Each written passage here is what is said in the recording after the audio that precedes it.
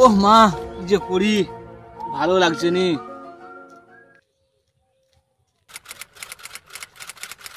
কি গো দাদা, কি করছো? আর ভাই বসতে নাকি হাসবো? সামনে তোর পূর্ণিমা, জামা প্যান্ট কিনতে হবে, নতুন জামা প্যান্ট কিনতে হবে, জল ঢালতে হবে। বাবা বলে কিনা 1 টাকাও দেবো নি, নিজে থেকে রোজগার কর। আমাদের বলছে পয়সা 1 টাকা পয়সা দিবে নি।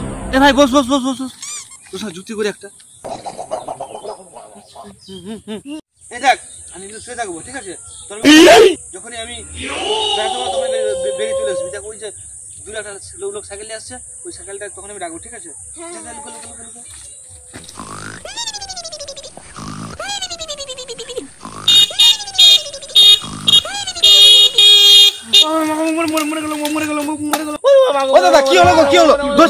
আমি তো সাইড দিয়ে চালিয়েছি, আমার পাটাতে ভেঙেছে।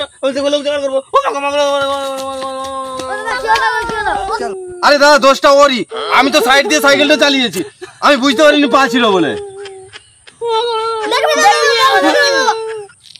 দাদা আমার ভুল হয়ে গেছে, যদি আমি ডাক্তারখানা নিয়ে চলে যাবো।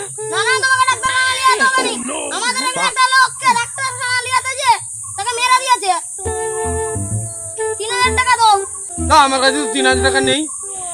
তাহলে তোমার সাইকেলটাকে দাও। তোর কাছে পয়সা নাই, কালকে পয়সা নিয়ে আসবি আর সাইকেলটা নিয়ে আসবি। এখন আমাকে সাইকেল দে, যা পালা। আরে কেনা কে চাতে হো? এই লোকটা পালিয়ে গেছে। হ্যাঁ, এই সাইকেলটা 3000 টাকা হবে, ঠিক আছে? ভালোই 3000 টাকা রোজগার হয়ে গেল, পূজাটা ভালোই কাটবে। সাইকেলটা ঘরকে নিয়ে যাই। হ্যাঁ, তো ভালোই হলো,